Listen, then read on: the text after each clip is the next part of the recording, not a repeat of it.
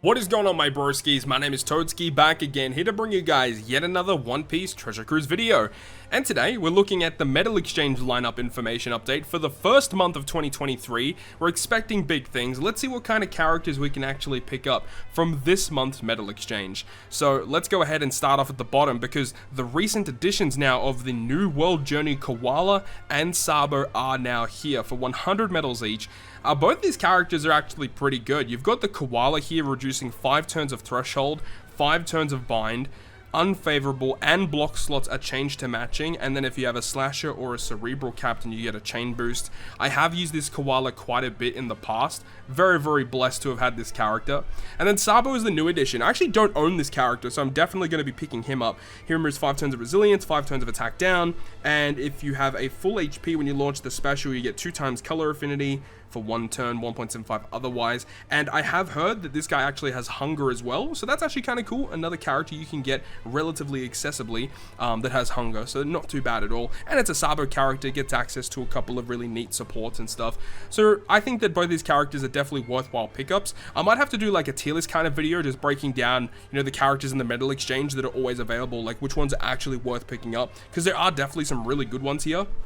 But they are niche, I probably would say, because these characters are available, like, essentially all the time, you should probably just wait to pick them up until you actually need them. Like, there's no real rush to get these characters immediately, right?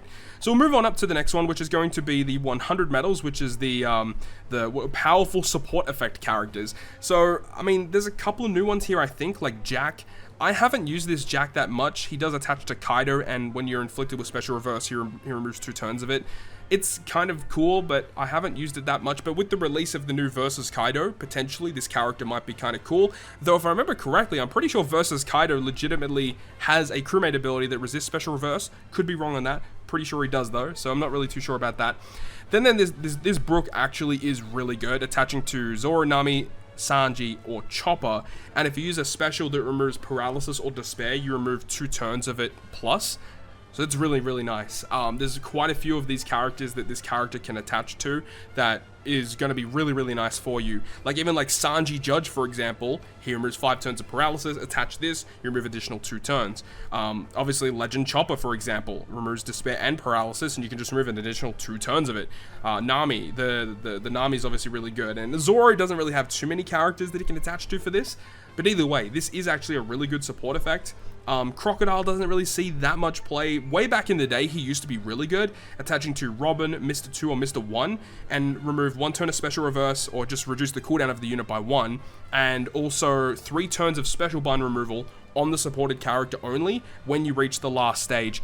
This character used to be really good and saw a lot of play, but hasn't seen that much play recently, but is still a relatively good support effect. Once again, you probably don't pick these characters up because they're always available in the rare recruit pool, but I guess if you need them for any specific piece of content, they're going to be here available at the Metal Exchange for you. So they've added some more special time characters. I believe these are like New Year kind of characters that they had for way back in the day. These are just like really bad characters that are typically only here just as collection purposes.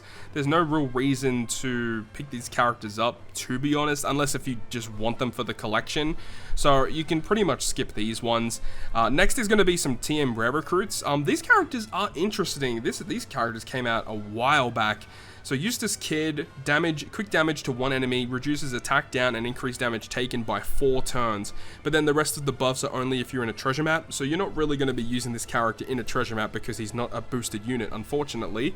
But quick damage and then attack down removal is mainly what he'll be used for. He's not that great, and these older support characters don't have support.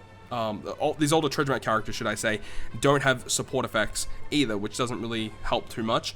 Basil Hawkins is interesting, and he is a character that I have used in some circumstances, removing 1 turn of damage nullification, and then he does a 1.5 ore boost for 1 turn, and then if you have a strength or a psi captain, you get a 1.5 color affinity for 1 turn. So he's decent, damage nullification is a really difficult buff to remove, so having access to a character that can do that is nice. And then Apu, who removes 3 turns of Rainbow Shield, removes 3 turns of Chain Lock, and then Recovery and Tandem slots are beneficial to Strength, Quick, and Psi for 3 turns. Not a really useful effect. I mean, you might find some situations for it, but to be honest, not really worth picking up. Moving on though, we have this one. This is big. They actually added the Ichiban Kuji collaboration characters, and I guess the reason for that is because technically not all of them, but the Kaido versus Yamato, the free-to-play Luffy, the Zoro and the Sanji rare recruits, they're actually Ichiban Kuji collaboration characters, so I guess they've done it once again here with the Nami and the Luffy. The Nami specifically is very good, so a strength striker cerebral, it is 100k fixed damage to all enemies, and then -1 cooldown for the crew, and reduces bind, special bind by 5, and resilience by 5, so pretty good, and has the 2 crewmate abilities, resisting special reverse and special bind. It's a damage dealing special, so you can put like a Kainu on it on a strength team, for example. Unfortunately, the characters don't have good support effects or anything, but the Nami is very good. I probably would advise to pick up the Nami for 100 medals. I think it's worth it. She actually is a really strong character. The Luffy, on the other hand, not so much. He's a strength free spirit fighter. 3.25 rainbow captain, like nothing amazing. You're not going to be using him as a captain. He does have a super type to lock slots and give you an orb boost, and his special ability does remove 3 turns of burn and paralysis, and then also changes type slots into matching, and does give you an attack boost, but it's like pretty typical stuff, and it's a Luffy character. There's lots of good Luffys in the game. He's going to have a hard time of finding space on a crew, and the special that he does isn't that useful, unfortunately. So I can't really recommend the Luffy, but the Nami for sure will probably see some play. She's actually very, very good. Now we can start talking about the Sugo-Fest exclusives. So we have these 2 characters here, and both these characters are definitely worth picking up. And the reason why I say that is because both Sabo and Frankie both have level limit break buffs. Sabo's one is interesting, where he now gets like the ignited kind of conditional boost, and depending on what type of slot you attack with him, he actually ignites the enemies as a captain. He has some interesting gimmicks. I think Frankie for sure, if you do not have your Frankie at level limit break 5, I would probably advise getting it done, because he has such a unique kit, and if you end up using him as a captain, his special is buffed, and there are definitely reasons to use him as a captain. Unfortunately, we don't have a lot of content that utilizes the damage limiter debuff, so until we get that, there isn't really much of a reason to use Frankie per se, but if there ever is new content that comes out that has damage limiter inflicted on the enemy side of the field, Frankie's going to be one of the best units to deal with it, really. Well, depending on content, of course, but Frankie's special is so strong with his level limit break, so I would say if your Frankie is really close to max level limit break, I think picking this character up a few times might actually be worth it. The next characters here for 250 medals each. To be honest, I probably wouldn't advise picking any of these characters up. Barto Cavendish is interesting. They get access to a couple of okay supports, I guess. But this character essentially never sees play. Dual units just don't receive buffs. I don't know what the problem is. Once dual units start receiving the buffs that they deserve, then yes, some of these characters might be worth picking up. But essentially, if a dual unit is bad now, they're pretty much never going to be good, unfortunately. Here we have Vivi and Rebecca, and they're actually still okay. A little bit niche, but they are interesting, with a special that can remove all turns of blue shield and all turns of rainbow shield on the enemy, and then also get a cerebral and striker color affinity boost. The special is unique. Not too many characters can do what they can do. So I would say if you don't have Vivi and Rebecca, picking up one copy might actually be worth it, to be honest. But now we get to the meat and potatoes, the 400 medal characters. These are the big boys. Now we have Wano Law. Now, to be honest, I believe Wano Law is going to get a 6+ in 2023, and that means if he does receive a 6+, there's a good chance you're going to get him for free. So it's hard for me to recommend this guy, to be honest, because his special unfortunately doesn't see much play anymore. There's definitely some cases where you can use him for sure. I mean, he has a great special ability with great orb change, and then a chain boundary stuff, which is cool too. He also provides orb boosting effects. This guy is strong, and of course Law gets access to really good supports. Law is a solid unit to pick up for sure if you don't have him, but because of his frequency on banners, I don't really know if it's going to be a good opportunity to pick him up. However, what I will say is that if you don't have him for Pirate Rumble, then I think he may be a worthwhile investment, because his Rumble abilities are exceptional, and I think that if you don't have him, you probably want him just for that alone. So Wano Law is a very solid pickup.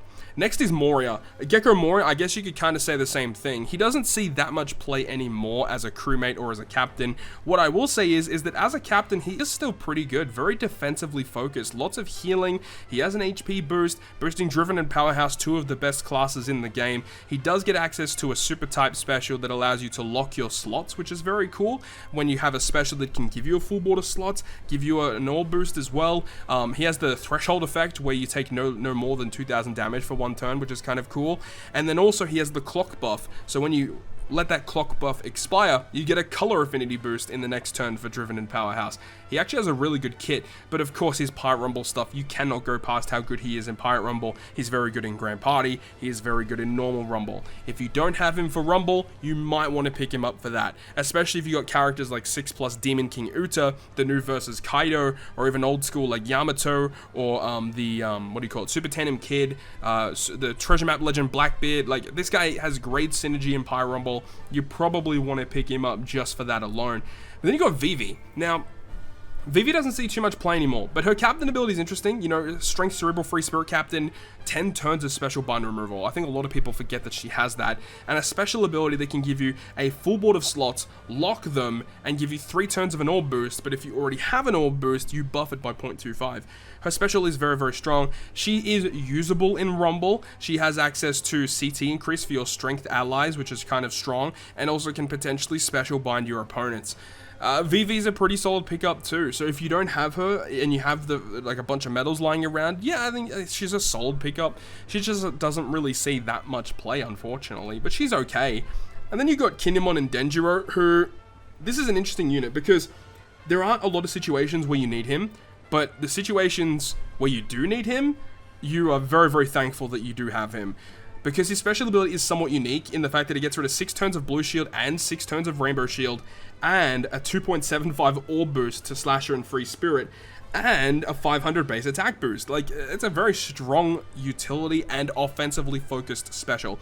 Captain ability, you're never really going to use him as a captain, but also gets access to a super switch, so that's really, really neat that he gets that. And it's a resistance down switch, so he gets minus 20% for slashes, and then the super switch minus 50% is very, very strong and changes all slots into matching, not through block orbs, but still a very good super switch. And a rumble set of skills, which is kind of okay. You're probably not going to use him too much in Rumble, but he is focused on boosting Free Spirit and a little bit of Psy, which is kind of odd. He has a really weird kit. Dual units do have really weird kits in Rumble for some reason, but again, like a solid pickup if you are looking to build like Slasher or Free Spirit focused teams, then you probably want to pick up Kinemon Denjiro just for that. But in my opinion, out of the 400 medals, it really is dependent on what you're looking for, right? Because if you're looking to build a Psy team in Rumble, you should go for Law. If you're looking to build like a really good int driven team in Rumble, you go for Moria. If you want to build a strength team in Rumble, you go for Vivi. If you want to like a Free Spirit team, you go for Kinemon Denjiro. It's very focused around Rumble, to be honest, because in normal content, his characters are so-so, you know? They see some play, but they're not really used all the time. It is dependent on what you're looking out for. But the 150 medals is probably where you want to look at, because these are the characters that you might actually use in content because of their level limit break buffs. Nami's a good pickup. The treasure map rare recruit only characters are really bad. The special characters are really bad. The powerful support effect characters are really mid because they're just available on all the banners, so you only pick them up if you actually need them. And then the World Journey characters, it is also dependent on what you're looking out for. Only pick them up when you need them. But the new additions of Koala and Sabo are actually very, very good. With all that being said though, that is going to wrap it up for me for this month's medal exchange. A pretty decent medal exchange, but not anything that really screams out like, oh my god, you need to pick up this character. You know, there's just really neat additions to this medal exchange for January 2023. That is going to wrap it up for me though. Thank you so much for watching the video. If you guys enjoyed the video, make sure to go ahead and hit the like button, and if you want to stay up to date with all the content I post on my channel, including more One Piece Treasure Cruise content, make sure to hit the subscribe button down below. On that, guys, I'll see you guys within the next video.